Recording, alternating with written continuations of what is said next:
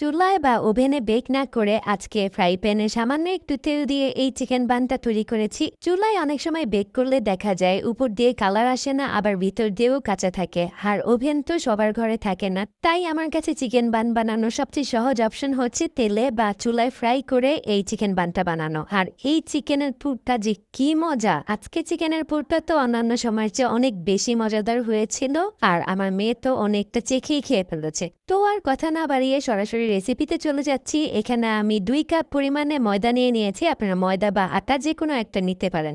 এরপর এখানে 1 চা চামচের মতো চিনি দিয়েছি আর দিয়েছি স্বাদমতো লবণ। 2 চা চামচের মতো গুঁড়া দুধ দিয়েছি আর এখন দিয়ে দেব ইস্ট। এখানে আমি সাফ ব্র্যান্ডের যে ছোট ছোট ইস্টের প্যাকেটগুলো আছে 11 গ্রামের, ওই প্যাকেটটা ইউজ করেছি। এগুলো যে কোনো বড় সুপার শপে পেয়ে যাবেন। আর এটার একটার দাম ছিল 25 টাকা। আমি বেশ কয়েকটা এই ইস্টের প্যাকেটগুলো কিনে নিয়েছি আর এগুলো ইউনিমার্ট থেকে নিয়েছি। এখন সবকিছু একসাথে খুব ভালোভাবে মিশিয়ে নিয়ে এখানে আমি অল্প অল্প করে কুসুম গরম পানি দিয়েছি। আর পানিটা কিন্তু ফুটন্ত গরম পানি হওয়া যাবে না, একদম কুসুম গরম পানি ব্যবহার করতে হবে। এরপর অল্প অল্প করে পানি দিয়ে চামচের সাহায্যে আমি মিশ্রণটা প্রথমে তৈরি করে নিয়েছি। এরপর হাত দিয়ে খুব ভালোভাবে 5 থেকে 7 মিনিটের মতো মথে নিয়েছি। আর আমি ইস্ট মিশানোর পর আটাগুলোকে খুব বেশি মথি না, অল্প একটু মথার পর উপরে তেল দিয়ে আরও 2-3 মিনিটের মতো মথে নেই। এরপর আমি এগুলোকে রেস্টে রেখে দেই। আর রেস্টে রাখার আগে আমি উপর দিয়ে সামান্য তেল মেখে রেখেছিলাম আর একটা প্লেটের সাহায্যে আমি ঢেকে রেখেছিলাম। এটাকে আমি 1 ঘন্টার জন্য রেস্টে রেখেছিলাম। এখন চলে যাব চিকেনের প্রিপারেশনে। একটা তেলে পর্যাপ্ত পরিমাণে পানি গরম করতে দিয়ে এর মধ্যে স্বাদমতো লবণ আর 1/2 চা চামচ করে কালো গোলমরিচের গুঁড়া আর আদা রসুন পেস্ট দিয়েছি। পানিটা গরম হয়ে আসলে এর মধ্যে আমি চিকেনের থাই আর লেগ পিস দিয়েছি আর 15 মিনিটের জন্য বয়েল হতে দিয়েছি। চিকেনগুলো সিদ্ধ হয়ে গেলে আমি চুলা থেকে নামিয়ে নিয়েছি আর যেই পানিটা ছিল ওই পানিটা চিকেন স্টক হিসেবে ব্যবহার করেছি। এখানে 1/2 কাপের চেয়েও কম পরিমাণে চিকেন স্টক হয়েছিল। এই স্টকটাও আমি রান্নায় ব্যবহার করব।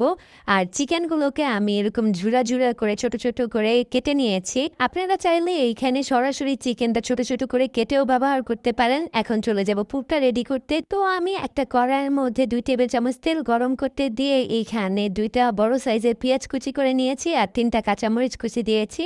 এখন পেঁয়াজটা হালকা ব্রাউন কালার চলে আসলে এর মধ্যে 1/2 টিস্পুন করে লাল মরিচের গুঁড়া, আদা রসুন পেস্ট, ধনিয়া গুঁড়া আর গরম মশলা দিয়েছি আর দিয়েছি স্বাদমতো লবণ। এখন এই মশলাটাও তেলের সাথে একটু কষিয়ে নেব। তারপর যে চিকেনটা সিদ্ধ করে রেখেছিলাম এই চিকেনটা এখানে আমি দিয়ে দিচ্ছি।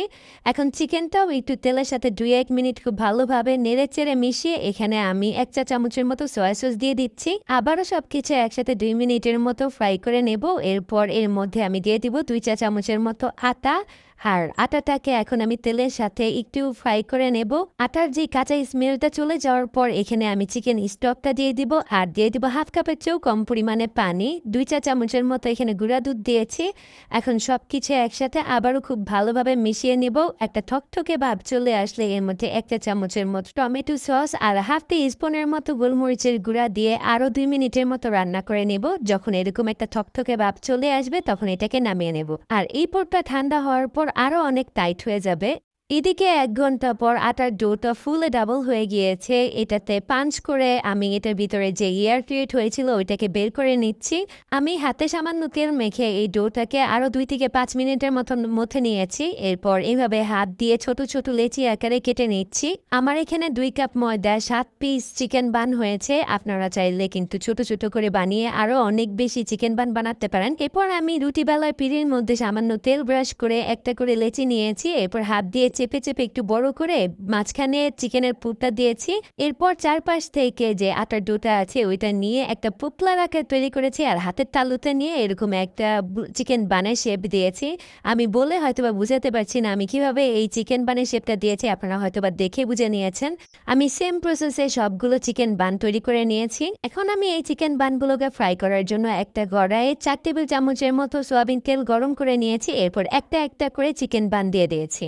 এরপর লো হিটে ঢাকনা দিয়ে ঢেকে আমি 5 মিনিটের মতো ফ্রাই করেছি আর 5 মিনিট পর আমি এগুলোকে উল্টে দিয়েছি। এরপর আবারও ঢাকনা দিয়ে ঢেকে অপর পাশটা আমি 6 থেকে 7 মিনিটের মতো এরকম লালচে কালার আসা পর্যন্ত অপেক্ষা করে ফ্রাই করে নিয়েছি। এরপর আমি এগুলোকে একটা একটা করে তুলে নিয়েছি। সেম প্রসেসে আমি আমার বাকি যে চিকেন বানগুলো ছিল ওগুলোকেও ফ্রাই করে নিয়েছি। এই বানটা তেলে ছাড়ার সময় খেয়াল রাখবেন চিকেন বানের পুরটা দেওয়ার সময় যে মুখটা সিল করেছেন ওই সিল করা পাশটা যেন তেলের দিকে থাকে আর প্লেন পাশটা যেন উপরের দিকে থাকে।